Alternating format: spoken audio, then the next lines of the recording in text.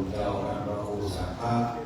อารักษ์วิมลนะครับท่านเจ้าวาดวัดบ้านมองต้นโพแก่สันติในทางขึ้นสู่แดนธรรมอาสมก็ได้โปรดเมตตาแสดงพระธรรมศาสนาเป็นนำไปประสานนิมนต์นะครับ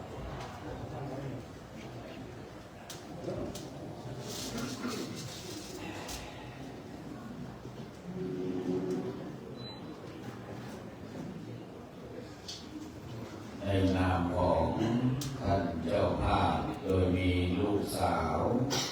และก็ลูกบ่าวและครอบครัวญาตินะครับและยังได้รับเกียรติจากทางด้านท่านเจ้าภาพการเทศน์การสวดคืนนี้นักเรียนพลตำรวจรุ่น32จังหวัดลำปางขอได้รับเกียรติได้รับความกรุณาจากท่านนายกเทศมนตรีตำบลสันพระเนตรท่านนายกอุดมทรัพย์แสงว่าเขาจุดเทียนผู้สักการะพระบรมไตรณโอกาสบัดนี้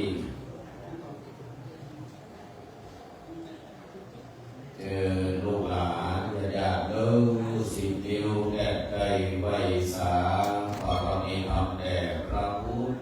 แด่พระธรรมแด่พระพุทธเจ้าเทโอสถสมเจตนาของพระเจ้ามาเป็นนำเราไปในโอกาสนี้ขอ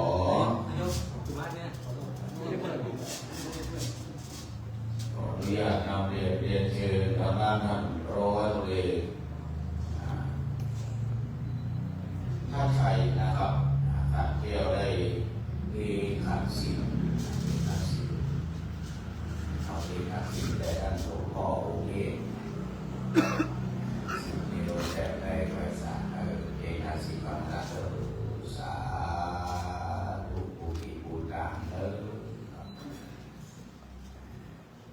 ต่อไปก็อาจารย์จะได้ประกอบพิธีไหว้พระขันสิตามลำดับเท่ากันนี้นะครับ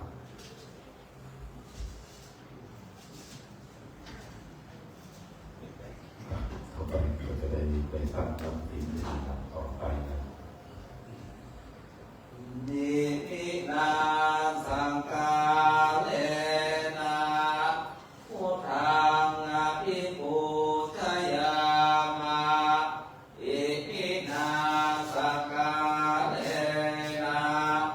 ธัมมังอภิปูชยามะอิพินาสังกาเลนะสังฆังอภิปูชยามะอะระหังสัมมาสัมพุทโธภะคะวาพุทธังภะคะวันตังอภิวาเทมิสวากขาโตภะคะวะตาธัมโมธัมมังนามัสสามิสุปฏิปันโนภะคะวะโตสาวกสังโฆสังฆังนามามิมะยังพันเตวิสุงวิสุงรัตนาทายาเตสระเนนะสหปัญจศีลานิยาจามาโสเตยามปิมะยังพันเตวิสุงวิสุงรัตนาทายาเตสระเนนะสหปัญจศีลานิยาจามาตติยามปิมะยังพันเตวิสุงวิสุงรัตนาทายาเตสระเนนะสหปัญจศีลานิยาจามานะโมตัสสะภะคะวะโตอะระหะโตสัมมาสัมพุทธัสสะนะโมตัสสะภะคะวะโตอะระหะโตสัมมาสัมพุทธัสสะนะโมตัสสะภะคะวะโตอะระหะโตสัมมาสัมพุทธัสสะนะโมตัสสะภะคะวะโตอะระหะโตสัมมาสัมพุทธัสสะนะโมตัสสะภะคะวะโตอะระหะโตสัมมา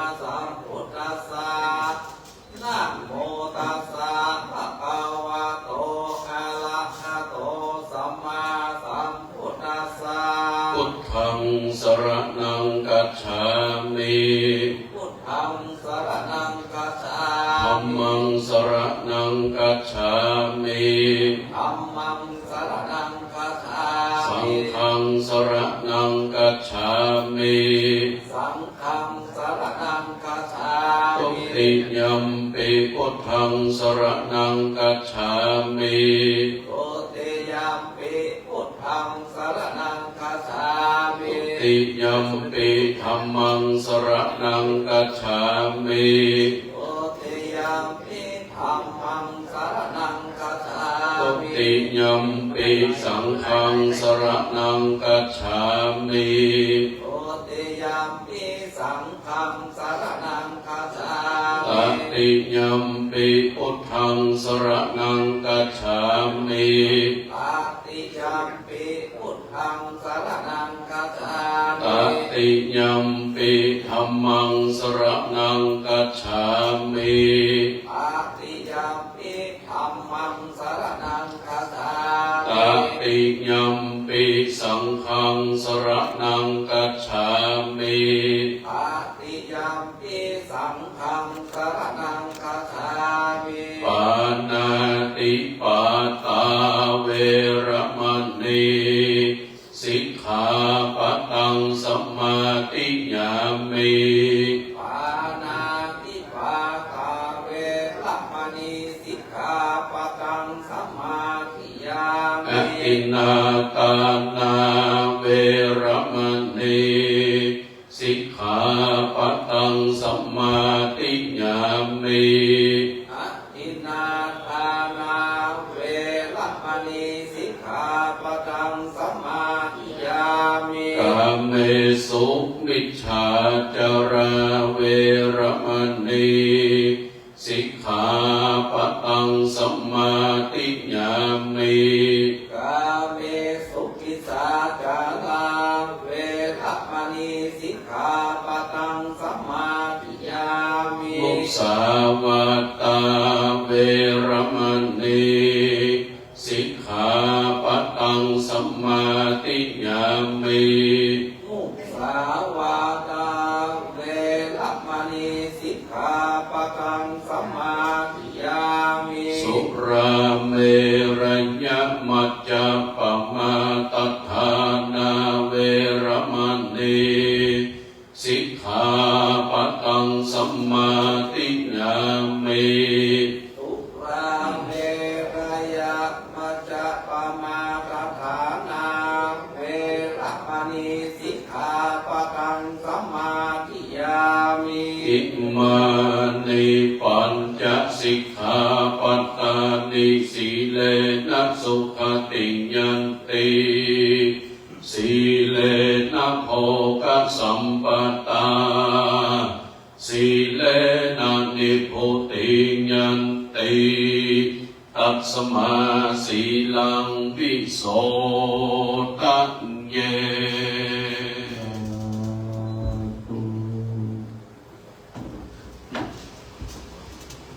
ในโอกาสต่อไปนี้ ก่อนที่ท่านเจ้าภาพมามีนักเรียนพลตำรวจรุ่น32ลำปางรับเป็นเจ้าภาพในการเทศน์การสวดได้กราบพระราชนานิมนต์ทางด้านท่านพระครูสังฆะภารกิจนิมนต์นะครับภารกิจนิมนต์ท่านเจ้าวาดวัดปานมอนต้นโมแปดศักดิ์สิทธิ์ ท่านพระอาจารย์ท่านนั้นโปรดเมตตาได้ทำรงพุทธธรรมนำก้าวหน้า เป็นพระผู้ยึดมั่นกตัญญูเฝ้าบูชา ท่านพระคุณเจ้างามสง่าเคร่งครัดปฏิบัติธรรม ศาสนกิจทั้งมวลล้วนสร้างสรรค์ได้บำบัดสร้างสรรพสิ่งยิ่งเลิศล้ำวันนี้ท่านพระครูสังฆะภารวิมลนำฝึกฝนอดทนธรรม ให้พี่น้องศรัทธาได้จดจำแต่งสิ่งดีๆทวีบูรณ์ณโอกาสต่อไปนี้ขอนำเรียนเชิญท่านร้อยเวรทรัพย์กุศลนะครับนะครับท่านรองสารวัตรปราบปรามได้เมตตาได้เข้าจุดเทียนส่องธรรมครับร้อยเอกทรัพย์นะครับสมาชิกครับเข้าจุดเทียนส่องธรรม เชิญทุกท่านได้พนมมือน้อมอธิษฐานจิตเป็นบุญให้แก่ทางด้านท่านคุณพ่อเกษมชัยทองศรีซึ่งเป็นคุณพ่อของท่านรอวัฒเวศสมานชัยทองศรีขอบคุณขอบคุณขอบคุณ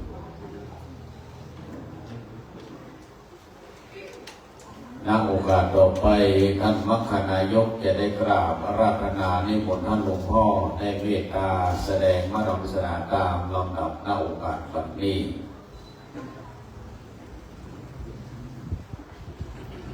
นะโมยันเตมหาวิโรโอเดนะตัสสะธัมมังธัมมังพุทธัมมังธัมมะเตตังอนุกัมปิมังปัจจาลาธนังกาโลมา สุนา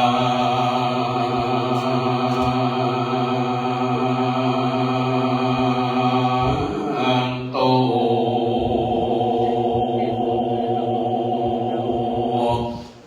หอ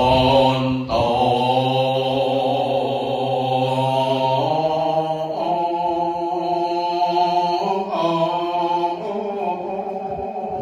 ฟังลาจงฟังลาโมลาสัทธาตังลา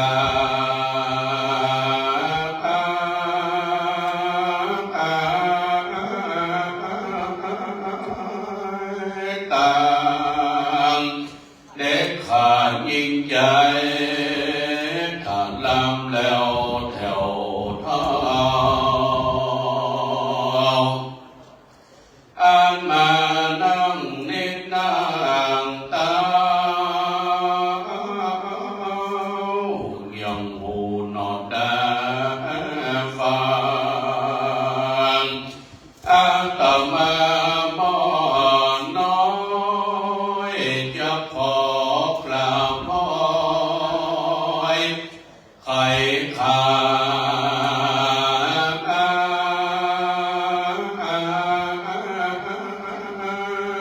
เอาคำสอนพระโอบานมาไข่เก่าแก่ว่าอานิจจาวัฏสังขาราสังขารก็มีเตียงแต่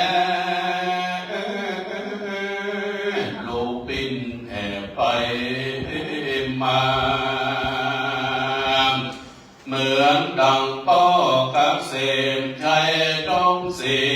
นี้แล้วที่ได้ขอสุโมลนะติงตา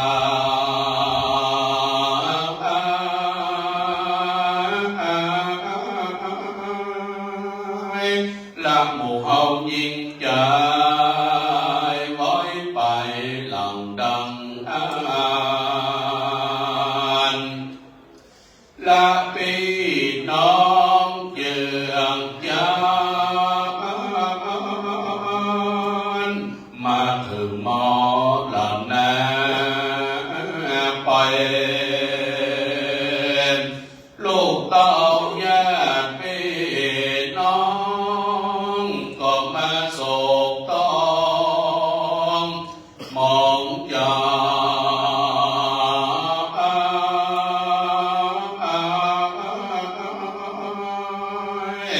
เห็นว่ามีความอา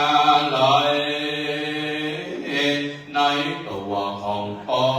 กับสิมบดน้อยตั้งก็เต้ามารับตาเมื่อมอนมามอยตัดจ้องน้อยจากไกล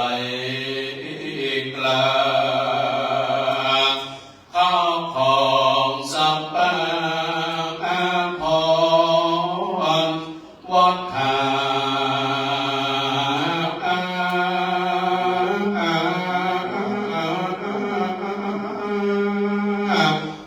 ห้อง นักไว้มองมนสามปุณิสังเวทแต่ลาสุดตีปนิงเตนครองมานามจากกำเวทมาเถิด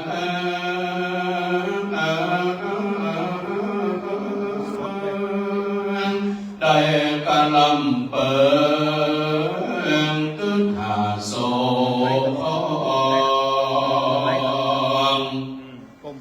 บางคนก็มาให้ลำลอ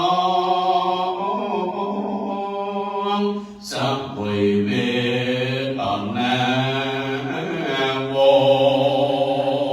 วนมาข้ามเธอเนลูกหลานผู้คนที่อยู่ตามหลา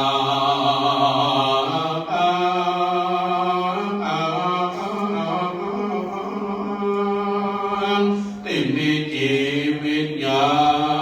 ณก็มาพร้อมใจกันตัวแน่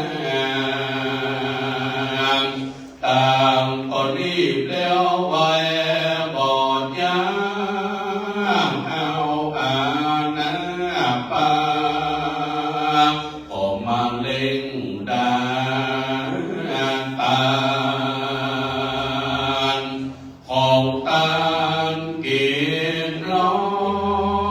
งน้องอาติธา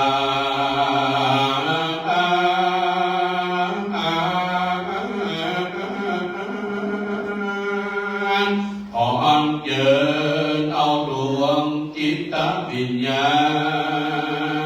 ณปอกเกษมมาอนุโมทนาบุญใหญ่กว้าง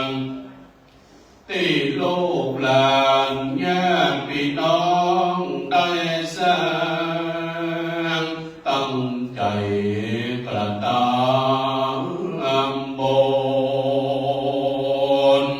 ขอกุศลส่วนบุญอย่างนี้จงไปโอนโน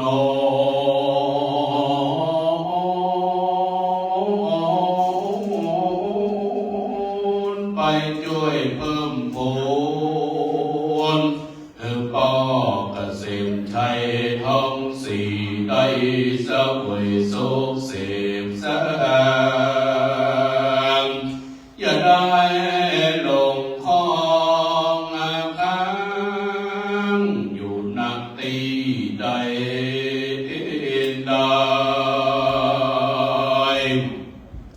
ก็มีโดยทางกา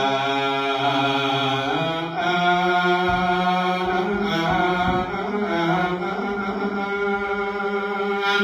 ดังกล่าวมานี้จะเล่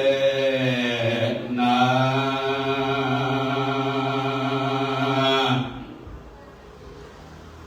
ขอเจริญพรญาติโยมสาธุชนพุทธบริษัททั้งหลายมีคาถาต่อจากนี้ไปอาตมาภาพจะได้แสดงพระธรรมเทศนา ในเนื้อมหาจารย์เวสนรจาดกกันพ้น11ชื่อว่ากันมหาราชตามคำราธนาแห่งเจ้าภาพเจ้าศรัทธาในค่ำของคืนวันนี้ อันบังเกิดมีเจ้าภาพก็คือตั้งคณะนักเรียนพลตำรวจรุ่น32ลำปางพร้อมคณะและประเต้าจะนั้นก็มีตั้งครอบครัวลูกเต้าเหล่าหลาน อันมีอาจารย์สวรโพธาเป็นต้นพร้อมกับร้อยตำรวจเอกสมานชัยทองศรีและครอบครัว อันได้เป็นเจ้าภาพเก้าเจ้าสถาปุญญาธรรมแต่ละค่ำคืน เพื่อน้อมอุทิศกองบุญกองกุศลไปถึงดวงจิตวิญญาณของพ่อเกษมชัยทองศรีที่ได้ถึงแก่มรณกรรมไปสู่โลกไปหน้า ด้วยโรคชราเมื่อวันที่ 16 ธันวาคมที่ผ่านมาโดยในค่ำคืนวันนี้นั้นตามบรรดาศรัทธาเจ้าภาพเจ้าศรัทธานั้นได้รัตนาตนอาตมาภาพได้แสดงพระธรรมเทศนาในเรื่องมหาญาติเพื่อน้อมอุทิศส่วนต่อบุญกุศลอย่างนี้ที่ไปบรรดาลถึงดวงจิตวิญญาณของพ่อเกษมผู้จากไปอันว่าการบูชาธรรมเนื้อมหาญาติเวสสันดรจารกนั้นก็มักจะได้อาราธนาพระคุณเจ้าหรือว่าทุกเจ้าที่มีน้ำเสียงสัมสัทธาสำเนียงนั่งในเนื้อธรรมมหาญาติส่วนมากแล้วนั้นมักจะได้ฟังธรรมกันมาทีพ่องการกุมารระบาลพ่องแต่การมหาราชที่มนไหนได้ไปเทศได้ไปแสดงธรรมดังนั้นแล้วในธรรมเทศนาที่กล่าวมาในเนื้อมหาญาตินั้นในการมาทีเปิดก็กล่าวถึงความเศร้าโศกเสียใจที่นางมาทีได้ถึงแก่การสยบเต้าล้มตายไปการกุมารบาลนั้นก็มักจะได้กล่าวถึงตอนที่สองพระกุมารนั้นมีความเศร้าโศกเสียใจเพราะว่าพระเวสสันดรได้ขึ้นตามแก่พราหมณ์ชูโชคไปส่วนการมหาราชนั้นเจ้าจะนิมนต์ตุเจ้ามาเทศที่นำมาเทศในงานอวมงคลได้ก็เพราะกล่าวถึงงานศพของผู้พราหมณ์ดังนั้นแล้วบรรดาศรัทธาญาติโยมสาธุชนทั้งหลายธรรมเทศนาก่อนนี้นั้นก็จะได้กล่าวไปถึงตอนที่ปรัญญาสีสนใจจะได้ไถ่เอาเจ้ากันหาจารีจากผู้พราหมณ์ชูชกเสร็จแล้วก็จะได้ปากันเลี้ยงแขกคือกับผู้พราหมณ์ได้กินอิ่มนำสำราญจุดผู้พราหมณ์ได้มาตายแล้วก็จัดงานส่งสการตั้งข้าวผู้พราหมณ์ซึ่งเป็นปริศนาธรรมในเนื้อธรรมมหาญาติกันนี้คือหูกับผู้พราหมณ์นี้นะมันเป็นตัวกิเลสตัณหาแม้ว่ามันอยู่ที่ไหนก็เป็นอันยุ่งอันยากตั้งแต่มันเกิดมาจนถึงมันตายญาติโยมบอกไม่ออกทั้งหลายก็เลยเอาปริศนาธรรมอันนี้มาแสดงในงานอวมงคลเพื่อคนได้ทราบได้รู้ว่าคนดีๆนั้นแม้อยู่ที่ไหนใครก็ฮักตายก็มันเป็นญาติโยมบอกไม่ออกทั้งหลายเหมือนกับงานพ่อง่ายหรือว่าพ่อเกษมชัยทองศรีตายไปแล้วก็ยังเหมือนเป็นอยู่เหม็นนั้นมันก็ยังหอมอยู่หอมในที่นี้นั้นก็หอมคุณงามความดีที่เคยได้ขึ้นเล่าตามสร้างมาหลายครั้งหลายคราวตายแล้วก็ยังเป็นอยู่ก็ยังเหมือนมีชีวิตอยู่ญาติโยมทั้งหลายผู้พราหมณ์ชูโชคนี่ตายไปแล้วญาติโยมไปซ่อมนิมนต์ผู้เจ้าที่ไหนตามใดก็ถึงมาได้พอเหมือนงานก็ให้เขาได้เลยผู้เจ้าตามใดก็ไม่มานะเพราะฉะนั้นแล้วบรรดาญาติโยมบอกไม่ออกทั้งหลายธรรมเทศนาตอนนี้นั้นก็จะได้กล่าวถึงตอนนี้ก็ขอเชิญชวนมวลศรัทธาญาติโยมบอกไม่ออกทั้งหลายได้ตั้งโสตประสาทห้องท่าดาวฟังพระธรรมเทศนาตอนนี้ในเรื่องมหาญาติเวสสันดรจารกการพ้น11ชื่อว่าการมหาราชเพื่อน้อมอุทิศของบุญกุศลอย่างนี้ไปยุดยอดร่อมถึงเติมยังดวงจิตวิญญาณของพ่อเกษมชัยทองศรีผู้จากไปดาวกาก็จากที่ไปเชิญชวนมวลศรัทธาญาติโยมทุกคนทุกท่านได้ตั้งอกตั้งใจท่องท่าดาวฟังพระธรรมเทศนาตามลำดับสืบไปนะโมตัสสะภะคะวะโตอะระหะโตสัมมาสัมพุทธัสสะโพธิสัตโตจัมมติจังสัมโมตัมมานันสังกันตัวติเยอาสเมวะสิงโส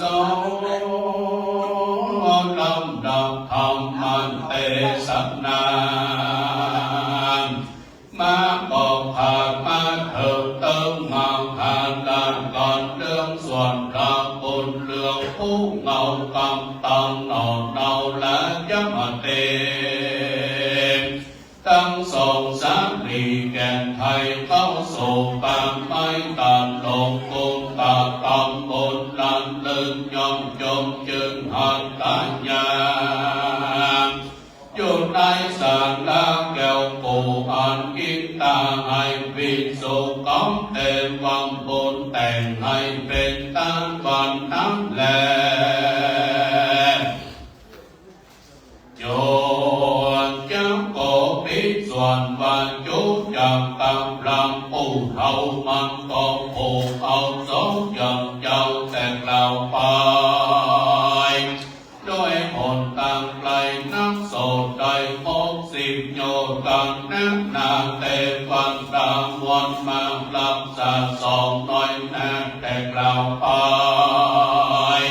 เมื่อตาบ้านใส่ตกต่ำคำลำจ้อยไปดังอ่านเรื่องกันยุจะกับราม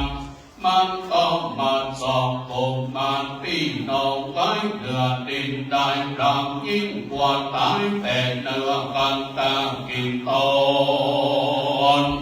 มันก็ขึ้นนอนบนเนื้อข้าไม่อันไหวทรงกันวันนั้นแลกันสมิงข้าเองในฝั่งหน้าบาดนั้นยังมีเตวังมุตตนหนึ่งวิเศษกรรมเนรมิตเป็นเหมือนเตดิลีเป็นดังพรางดังสีตนก็กองเขาแม้ยังมีเตวังดังตนหนึ่งกรรมเนรมิตเป็นเหมือนเตดิลีเป็นดังนางลานยมาทีตนแม่กองเขามาแก้ปดปล่อยยำปุกมันน้อยตั้งสองพี่น้องถึงพ้นจากพวงต้องเรือขามแล้วก่อนนวดฟังกันตีเจ็บตีเมยถึงหายเน็ตเลยตีรำตีแล้วก็อาบองค์สมเกตเดินสังเวยเขาน้ำวิเศษอันสุขมันแล้วก็เอาสองพระผูกบานนอนอยู่ในตีไกลรับเท่าผูโดยเสื้อสาดีในเมื่อไร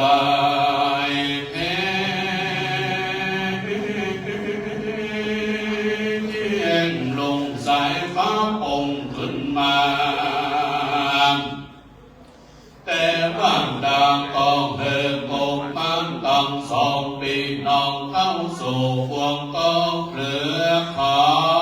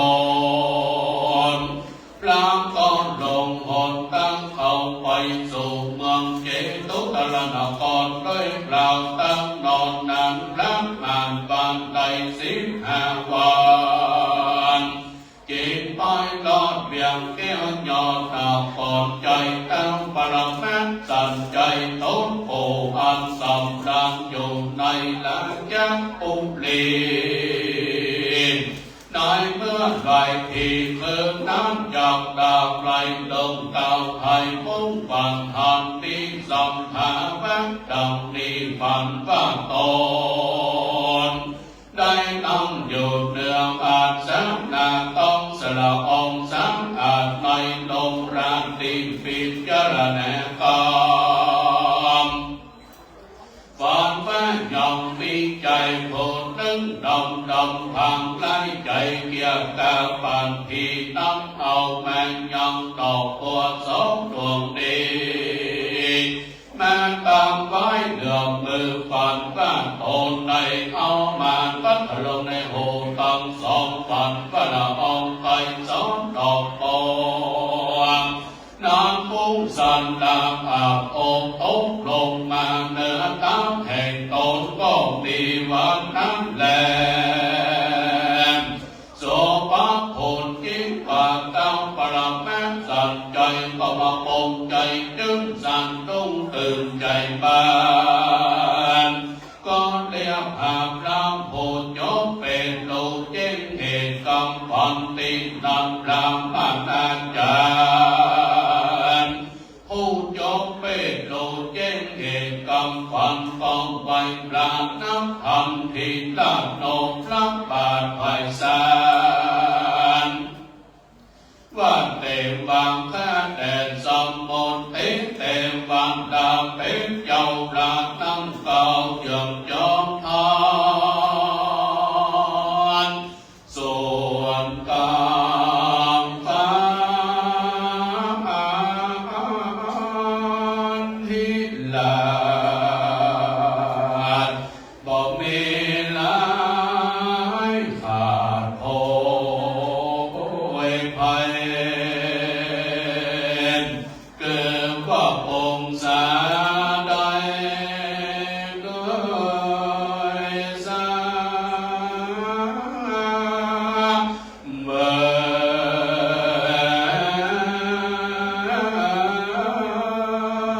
ลาองค์สานอนลาไปนานว่าบ่มีหลานก็ลอยลูกเต่าก็จะเข้ามาเริ่มมาเถิงวันที่บอนอยากจับแลตามกลับแม้สั่งใจต้องหากองค์สมเกตโดยนามวิเศษยังทานสังเวยโอจังนั้นอาหารและสิ่งอมิโลกินานาปราณนับการยามเสร็จแล้วก่อนนอนอยู่เนื้อแป้งแก้วก่อนนอนแล้วแต่ความตาต้องลายก็นำเอาพระผู้เท่ากำตั้งต้องนอนเอามาตั้งไว้ในสักนำรัญญาวันนั้นแลเอวังลาจากตั้งปรมังสันใจปิ่นเก้าจับทำพรำเท่าเกจับลาอาเดินมักกาเตวเตใครโลเกตอันน้ำใดหลานตนมาก็เก่าเป็นคาถา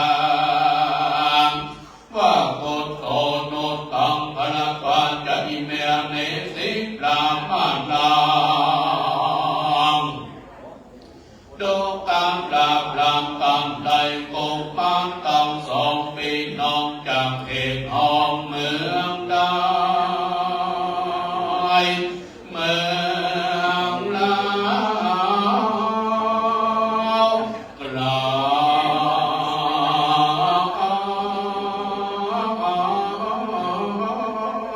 บ่ใจลายพรามเทพใดมาเถิงเติมเมืองลาวที่นี่แล้วปล่อยจับเอาลา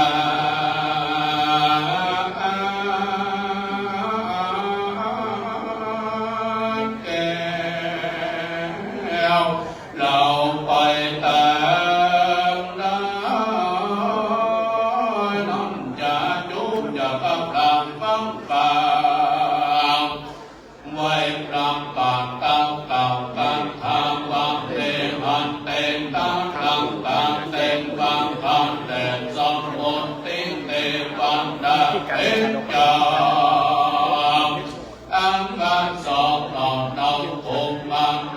องค์ท่านใจจึงตั้งยกยึดยอมตั้งแห่งข้าแต่งนาอังกัดสององค์ปันนอนเราข้าองค์เท่าไต่ตามของก่อนโยนไปชวนนำมาสองกันสามพันสาหกนำแห่งข้าได้แต่ก่อนเดือนเปน้ำแต่ก่อนนั้นมากนานสักลำได้สิ้นหากคำเดือนดำความนี้จะแต่นาที่นันตั้งปรมาสนใจกินได้สวัสดิ์กันทางความกินมังกิจกิโกตาตัมรามมันนอมดูปัญญาเงินคำปูมีทุกสิ่งจังบางเป็นเต็มองค์ทรงสักรีองค์งามเงยผู้ไว้เป็นพระแก่ดีพรามเจ้าอยากเองทั้งจุกกล่าวเดินเล่นโยอันอันแต่เติมที่ตามเจ้าจะลีผู้ปีอันโลกอนที่ตกกองว่าพระปิตาก็มาปองทบกาสัมไว้ฟังตุอักบางเถิดอาคำปอนติข้าปองเป็นมาตกแต่งไว้แก่ดีพระผู้ลาเป็นข้าพระยันดีส่วนนางฟังหางตอนเนาก็ประสบเราเมื่อจับมาว่าเธอน้องเอาของนั้นนาหลายสิ่งจำมาปิ้งบังไปต้อยมาลายแสนสองลอยต้นลำดินลีลอยตาสีจำเมนลอยตาสาเอรวมลายลอยหัวไฟแถวเท่าลอยคำเราเงินทองมี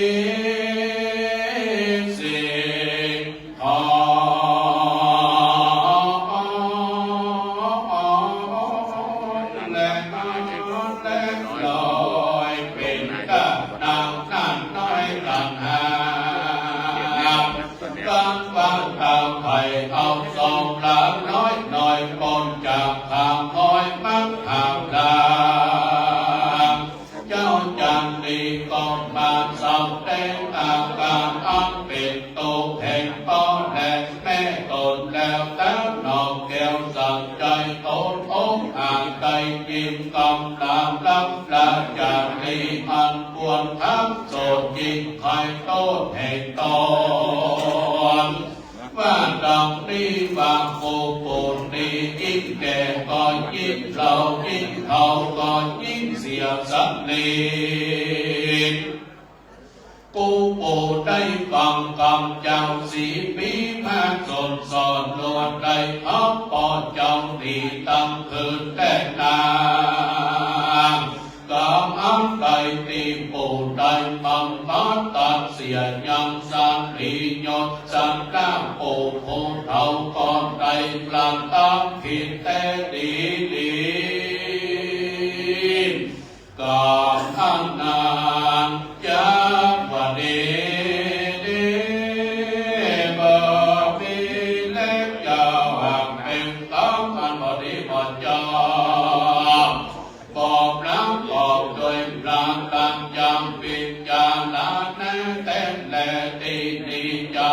พรเจริญยังเจ้าจันทรีไปนิมนต์ปอนเจ้ามาสักเคยเมืองเก่าเล่าทรงตีแต่เติมเมื่อนั้นเจ้าจันทรีทั้งตอบบางทางแต่ปูปรัญญาเป็นเจ้ายังเมื่อหลานน้อยนี้เราจากกองเมืองเงียวก็บอกคนถูกจะมันลงไปนี้บนตั้งดาวก่อนแล้วจากแนวใหญ่มาโดยไงจะแล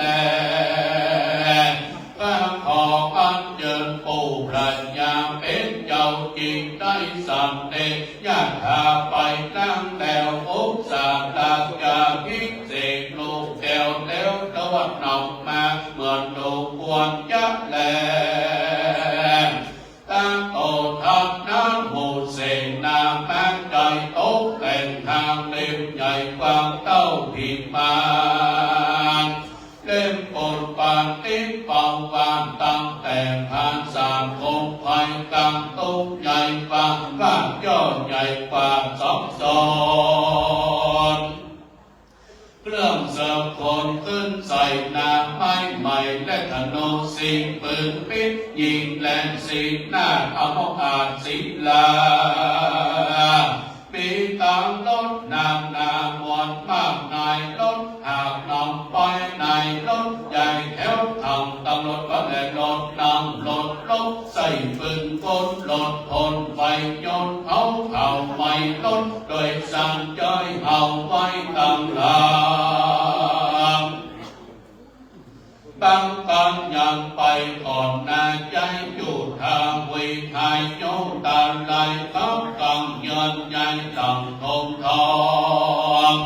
มีอาณองอาเล่เครื่องโลกพิเศษอาสาพลังเพื่อพันลาจารรวมจับตุดลงก็เส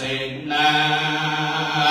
ทั้งสี่จอมพวกไปกล้าทันนาพระยาเวสสันตระลังสีในกิติป่าไม้วันนั้นยักแหลนา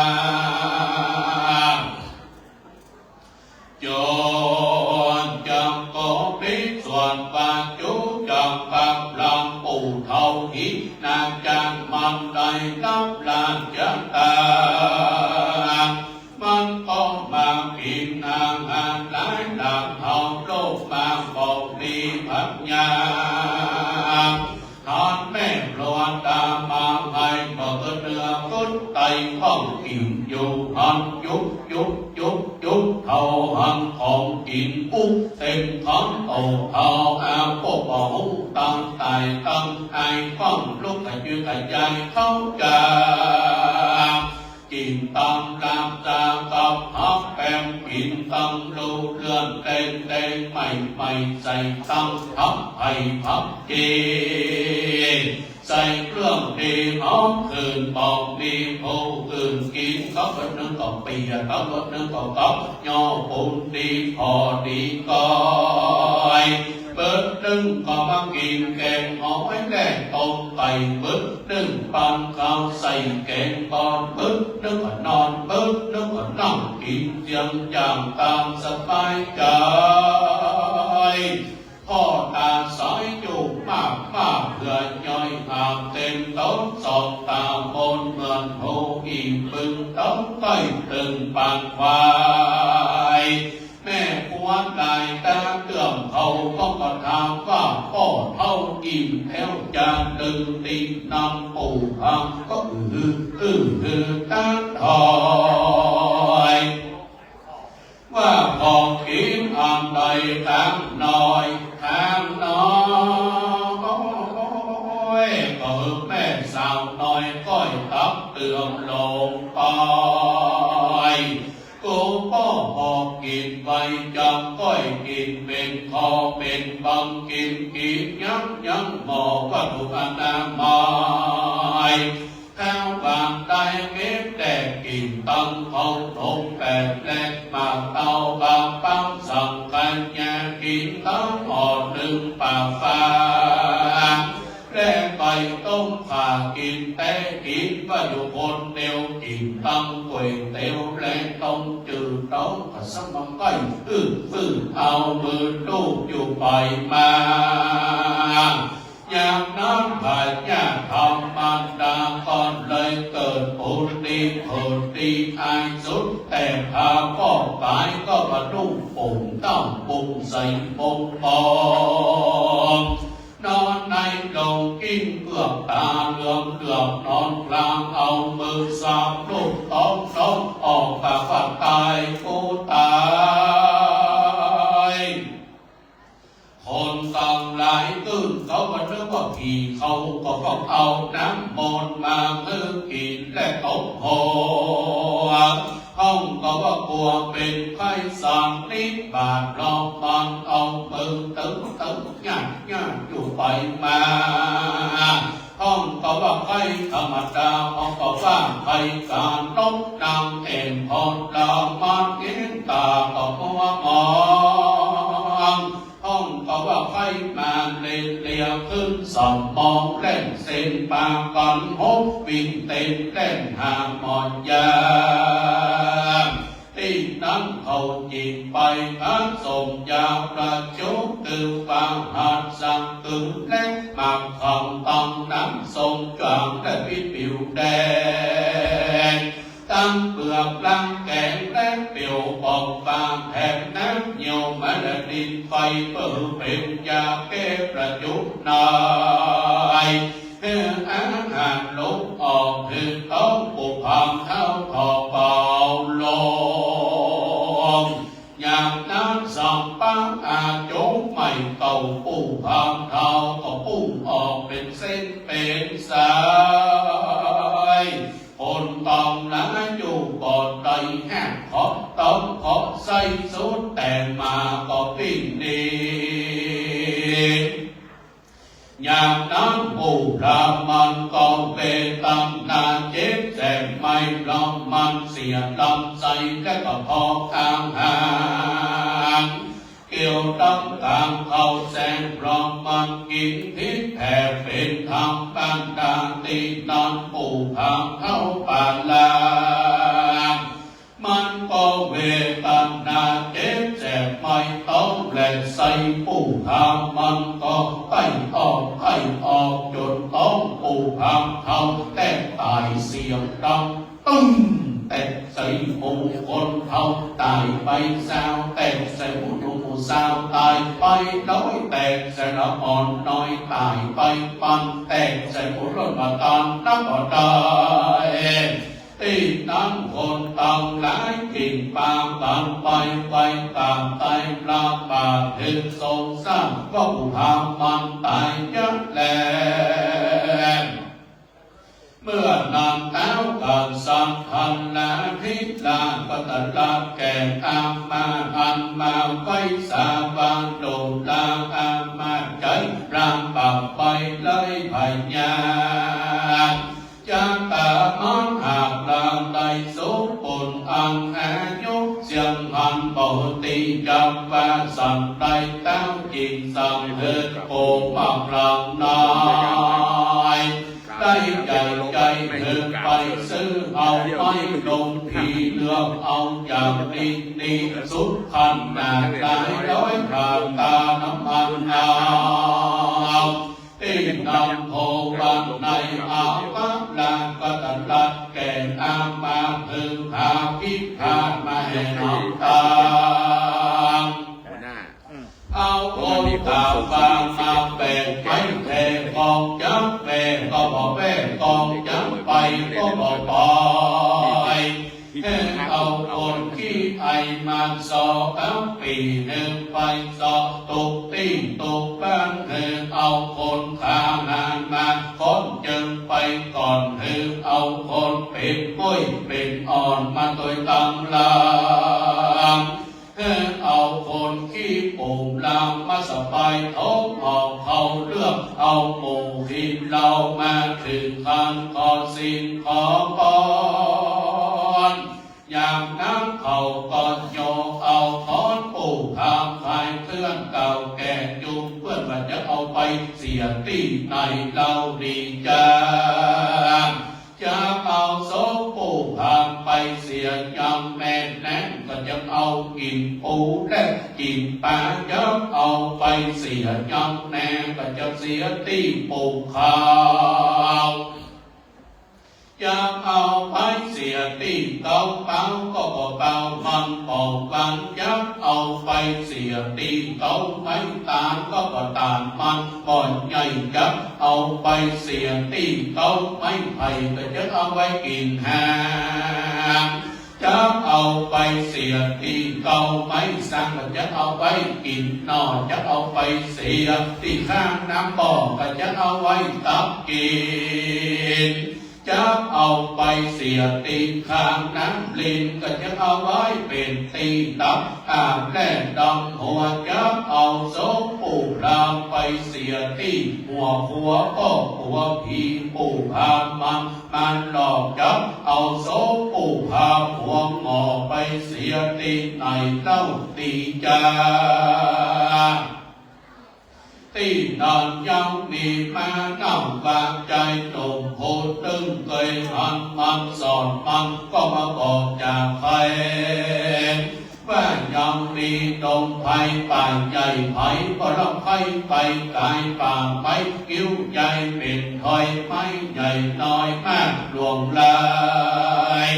เพียงตึงย้ายแผ่นมาสมกวางหาตีนาเป็นตีเห็นมาที่เพียงกลางกลางเป็นตีกามาที่เพียงหัวเขาเป็นปากปองอยู่ตีนดอยเขาก็ห้ามเอาศพผู้ห้ามหัว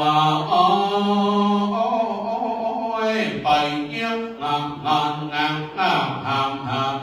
ลามปุ๊บฝนพุ่งนานพอมีมักกาเตียวสอดเถิงปานจันหลอดตั้งไฟตีน้ำคนตั้งลายจิตใจกันไปนิมนต์สั่งลงนำปวดคือทุกเจ้ามาสวดและฟังสุขนเพื่อให้เป็นนาบุญส่งไปนิมนต์ทุกเจ้าบัดตั้งใจก็ว่าเอาก่อนใจเมื่อไปนิมนต์ทุกเจ้าวันตั้งเหนือก่อนสองเป็นฝีอยู่ปกลงไปนิมนต์ทุกเจ้าวันก็สมเป็นวัดเป็นไออยู่ขอบไปนิมนต์ทุกเจ้าวันออกมาสมาเป็นคณะต่างดังขออนุญาตกันเสียก่อนทุกเจ้าจะยังมีเปิดเลิกขอพ่อออกจุงคอยไปงานเขายิงไปแต่วันหนึ่งนางสมแม่ก่อนใดตั้งใครจะบอกไปว่าเราบอกสาบายจนปอละปอ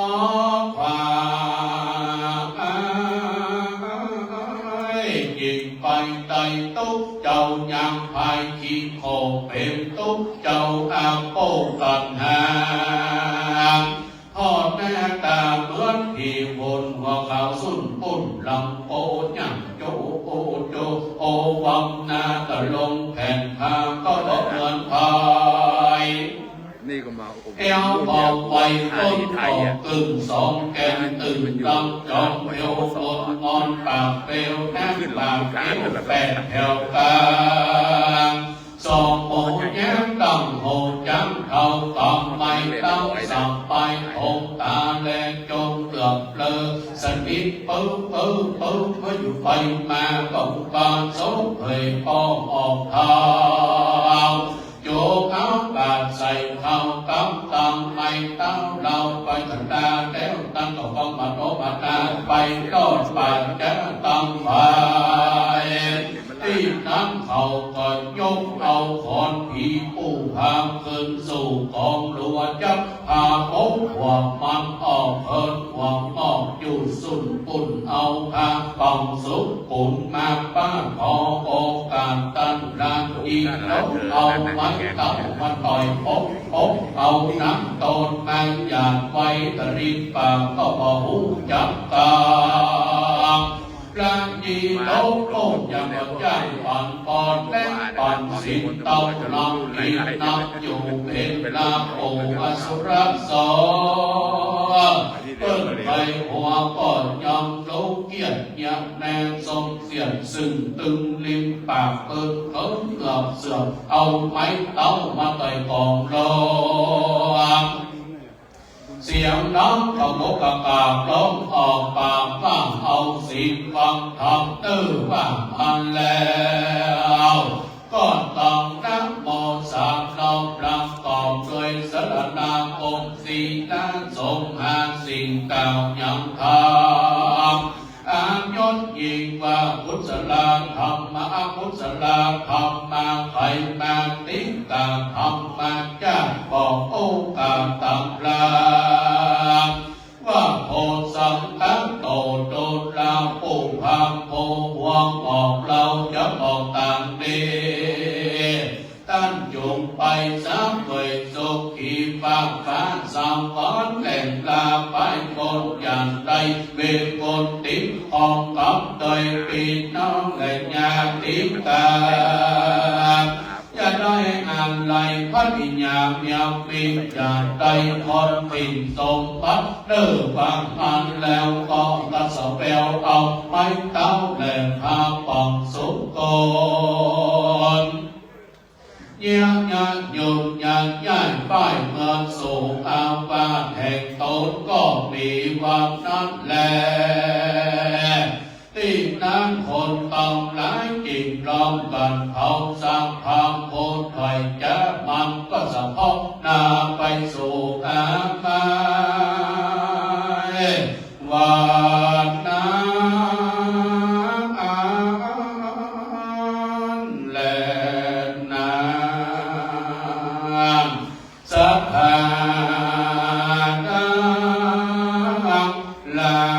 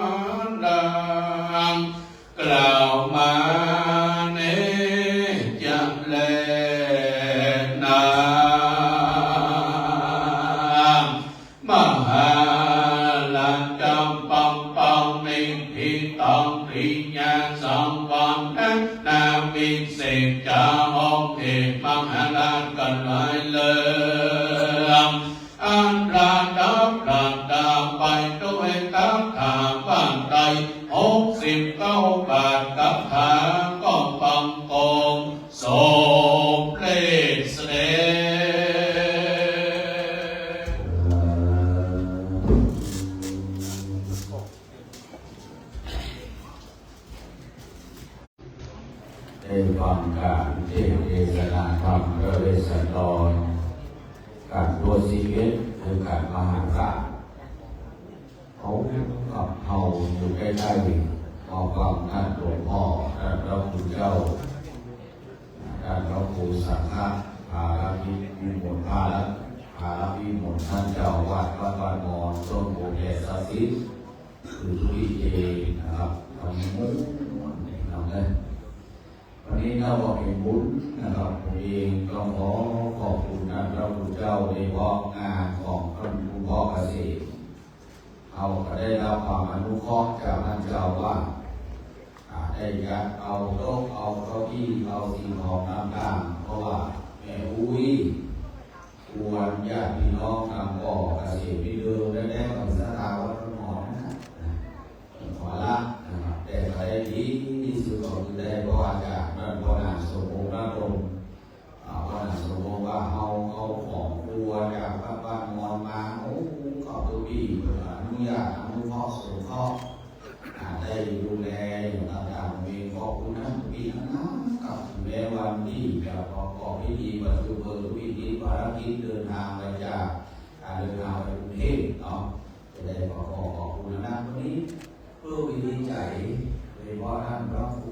ไวยดิกาธารารมจะทำมันโยท่านพระคุณเจ้าจากวัด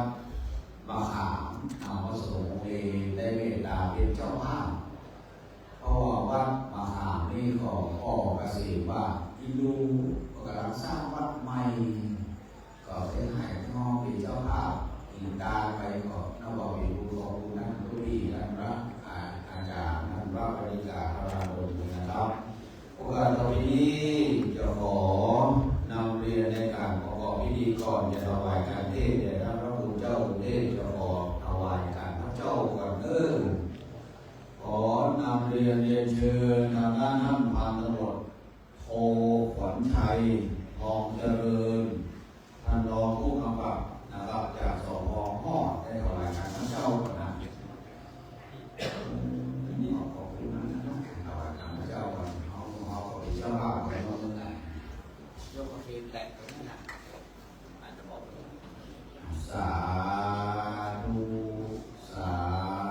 ธุสาธุเกิดท่านที่เราลงเดินก่อนต่อไปขอนำเรียนเชิญท่านพันตำรวจเอกอเนกชัยวงศ์ท่านผู้กำกับสพท่านผู้กำกับสอบสวนอ๋อจากภาค5อดีตพ่อก็ถวายการเทศน์ในท่านอดีตถวายการเทศน์สาธุสาธุคุณสาธุเชิญท่านทางนี้เรามองเลยเชิญน้องยาลูกเอ๋น้องยาเนี่ยนะครับต่อไปนิมนต์ท่านพระคุณเจ้าเทพเมตตาอนุโมทนาภาษาธรรมยะถาวาริวหาปุราปาริปุเรนติสาคานังเอวะเมวะอิโตทินังเปตานังอุปกาปติอิทิตังปะทิตังตุมังอิปะเมวะสมิจจันตุสัพเพปุเรนตุสังกปาจันโทปะนะกะโสยะถามณิโทตินะโสยะถาเอวังมุตโตสัมปติชาวิติทางกะละปันนี้บังเกิดได้ไม่มีสมณะสัทธานุนาสัทธาตั้งสองเบื้องฝ่ายตั้งภายในและภายนอกภายในบังเกิดได้ไม่มีท่านพระครูไวยดิกาธารารมเจ้าว่าพระมหาเป็นต้นเป็นประธานพร้อมด้วยอันเตวสิโยมเจ้าจุโตจุระองค์แห่งโหดภายนอกบังเกิดได้ไม่มีคณะนักเรียนพลตำรวจรุ่น32ลำปางทุกคนแก้มราชนาครอบครัวญาติกาพอโกภูมิสารในตระกูลก็หากได้ปาการสนมโคมลายก็แต่งแปลงพร้อมน้อมนำมายังมาผู้ผู้ผ่านราชาลงต่อเขาต่อดอกไม้ลำเทียนกีฬาณปัจจัยการยกวัตถุธรรมปุญญานุสธรรมเทศนาการมหาราชเวสดรจาโรเพื่อรู้ที่สร้างกุศลเรื่องนี้ไปจุจอดก็ถึงเติมผู้ที่มรณะผู้ที่ตายไปสู่โลกไปหน้าอันมีนามก่อนที่ว่าพ่อเกษตรชัยทองศรีแม้ว่าพ่อเกษตรนั้นอาจได้วางจิตใจอารมณ์อะไรไปกว่าย่างไปกระผมพ้องทางด้านที่หนึ่งทางใดที่ใกล้ที่ไปมอนไม่ได้อาจจากไม่ได้ดีขออันเชิญเทวดาเทวดา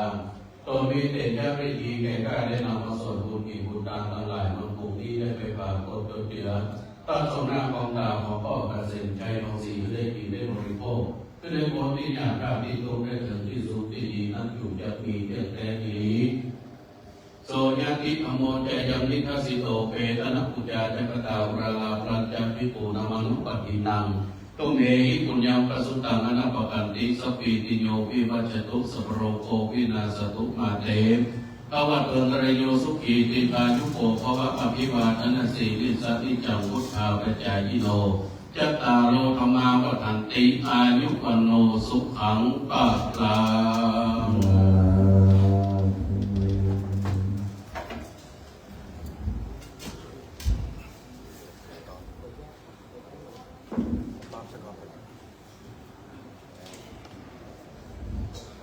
ต่อไปกราบราชนานิมนต์พระสงฆ์องค์นั้นสุจากวัดบ้านมอนพระบุตรแผ่ศักดิ์สิทธิ์ได้มีการสวดตามลำดับเข้ากับนี้นะครับ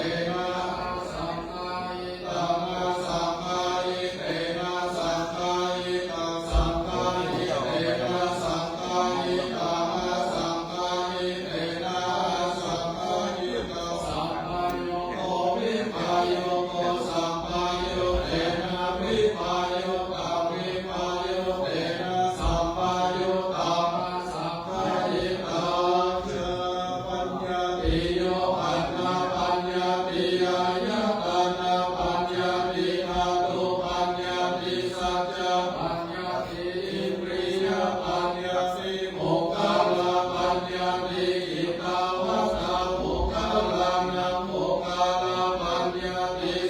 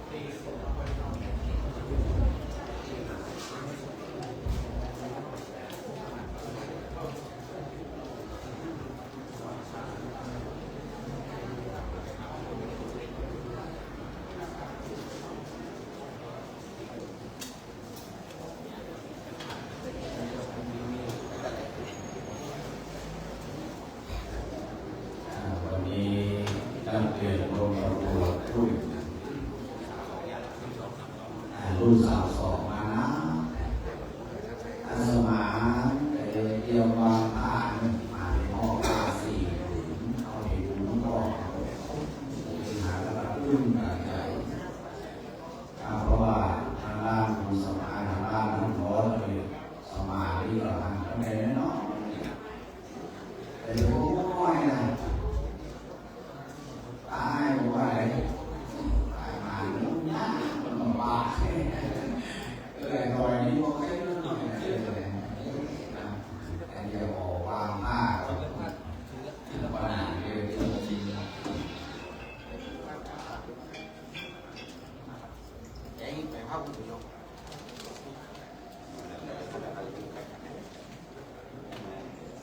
มันจะเรียกว่าบางครั้งเอาหม้อผ้าเนี่ยนี่ยิงนี่ผ้าเนี่ยยิงไปแปะผ้าบุหรี่ยิงผ้าบุหรี่งงเอาผ้าบุหรี่งวางได้หน้ามัน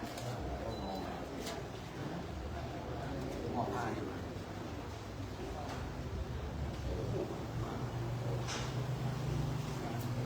ใกล้ๆนะสีเหลืองหม้อผ้าสีเหลืองมีเล็กจิ๋วกับกับก็หูอย่างนี้ทีน่าซื้อนะมันงามหน่อยพูดมันน่ามันเป็นหน่อย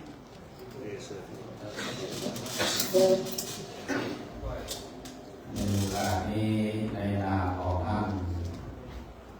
ครอบครัวของชัยรงศรีนะครับโดยมีทางด้านผู้ชายกตัญญูและผู้สาวขอนำเรียนท่านผู้มีนามต่อไปนี้ได้ทอดผ้าบางสกุลต่อด้านหน้าพระสงฆ์สี่รูปรูปที่หนึ่งครับขออนุญาตนำเรียนเชิญท่านรองร้อยตำรวจเอก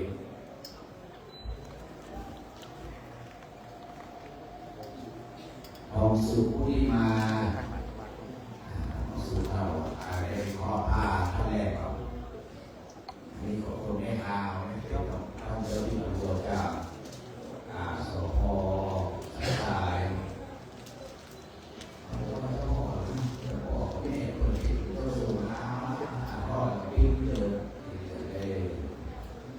ท่านที่สองท่านร้อยเอกสุวิทย์ยังพากาศขอพาเป็นท่านที่สองผู้นักษาด้วยมาสู่ขอผู้ที่สองขอยาวไปแล้วเสร็จแล้วครับที่เราบอกเลยข้อผ้าพระสงฆ์รูปที่สามท่านร้อยเอกเสน่ห์บุญปัง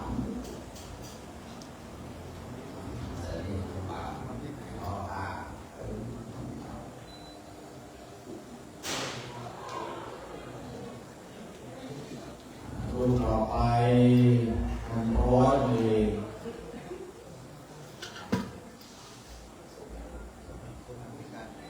สมอาทุติการสมอาทุติการเจอนะสมอาไอ้ต่อมา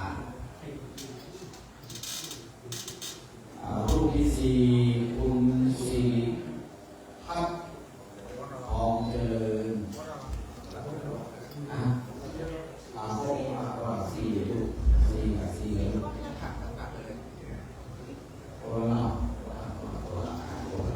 ต่อไปนิมนต์พระพุทธเจ้าองค์พระสุเมตตาพิจารณาพระธรรมสกุลนิมนต์ครับ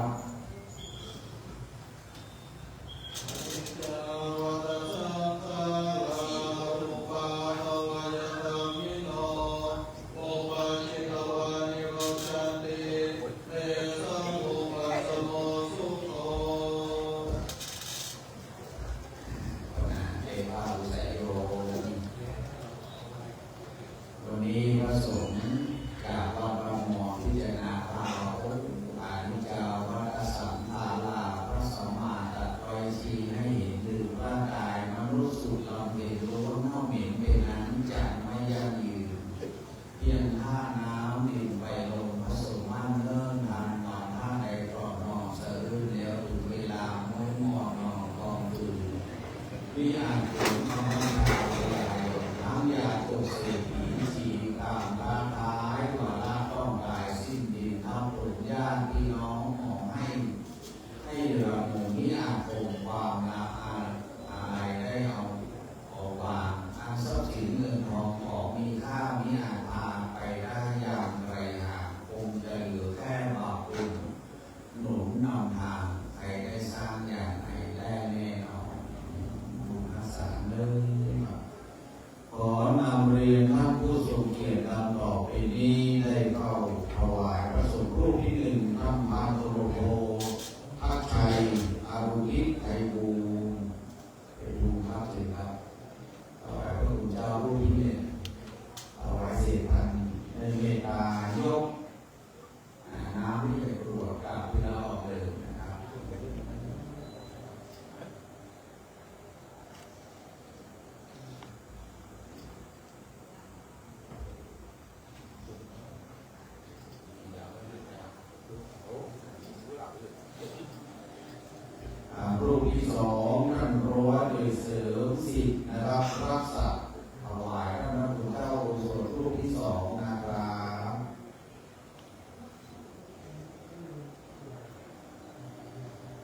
รูปที่สามนำเรียนเชิญท่านโรเลยคุณธรรมอำนาจครับ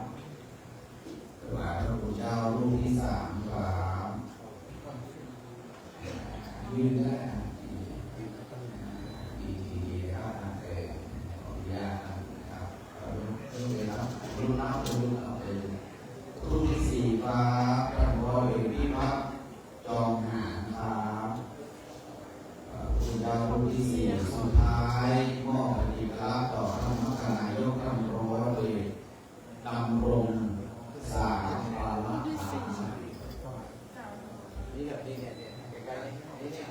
เดี๋ยวข้างหน้าหน่อยก็ได้เดี๋ยวข้างหน้าหน่อยเสียงดังจังฮะนี่เนี่ยพูดมาจากเออโอกาสนี้การประเคนถวายน้อมน้อมกุศลสมเจตนาของนักเรียนโรงเรียนรุ่น32จังหวัดลำปางนะครับพร้อมด้วยคณะได้ตั้งใจเป็นเจ้าภาพน้อมอาภิสงฆ์บุญการเทศการสวดอุทิศให้แก่คุณพ่อเกษตรใจบางศรีณโอกาสบัดนี้10 นิ้วได้ไว้สากราบพระราชทานนิมนต์ท่านพระคุณเจ้าเมตตาโมทนานะครับยะถาวาริวหาปุราปาริปุเรนติสาคาราเอวะเมวะอิโตทินังเประนังอุปกปติอิคิตังไปตังตุมหังคิปะเมวะสมิจันโตสัพเพปุเรนโตสังกปาจันโทปนาลโสยะถามณิโชติรโสยะถาวิวาจาตุสา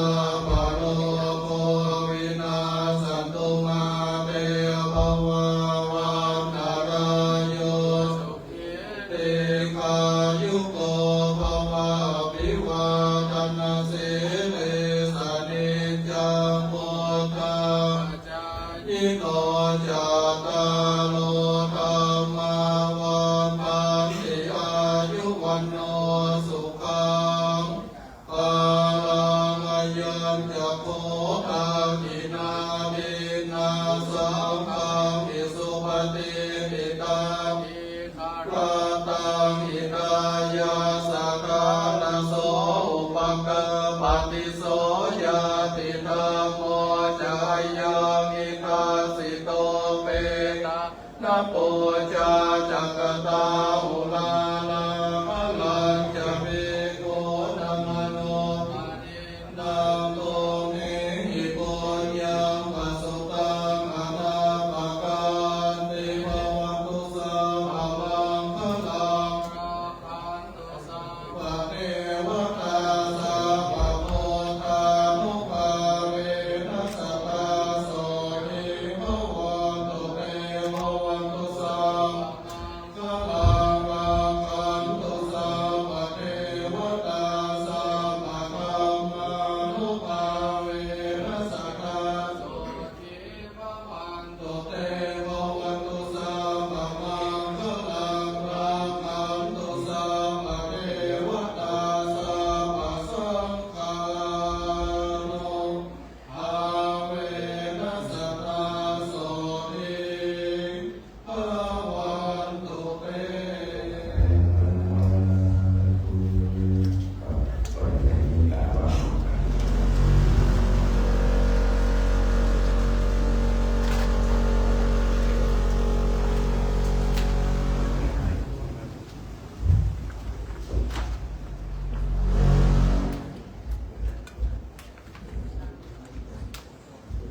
นิ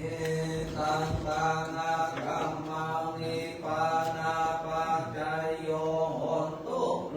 นิจังเอตังศีลาคัมมังนิปานาปัจจยโยโหนตุโนนิจังเอตังภาวนาคัมมังนิปานาปัจจยโยโหนตุโนนิจังยันกินจิโกสาลังกาตาปังกัมมังสัพเพนิกาเตหิกาตังปุญญังโนอนุโมทันตุสุนันตุปนโตเยเตวาสามิงคณิอาติกาตาติกายุกาสัตตาโห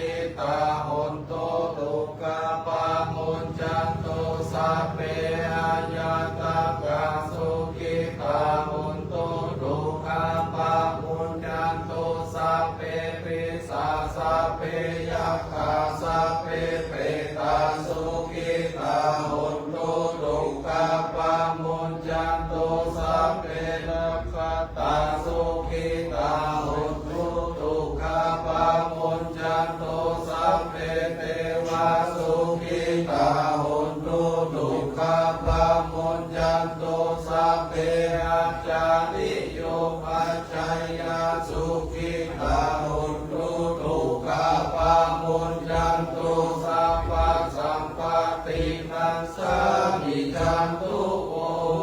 กายเยนวาจายาวาเจตัสสวาพุทเทกุกมังปะกตังนยายัง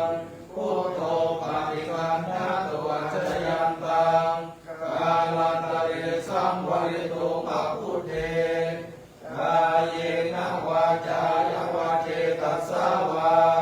ธัมเมกุกมังปะกตังนยายังธัมโมปาติกันนะตัวชยันตังกาลันตะเรสัมวริโตภธัมเมกายเยนวาจายาวาเจตัสสวาสังเฆตุกมังปะกตังนยายังสังโฆปาติกันนะตัวชยันตังกาลันตะเรสัมวริโตภสังเฆสัพพิติโยปสัมพุสัพพะโลโมวิสุมาเตภวะตุตาลาเวสุติกายุโก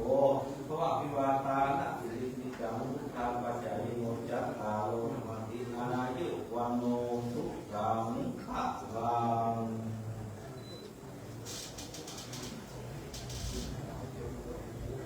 เอกใจถวายพระคุณเจ้าเลยนะเนอะวันนี้ในนามของลูกสาวในนามของลูกชายของทางการท่านคุณพ่อเกษตรขอบคุณนะขอบคุณนะพระคุณเจ้าจากวัดบางมอนขอบคุณ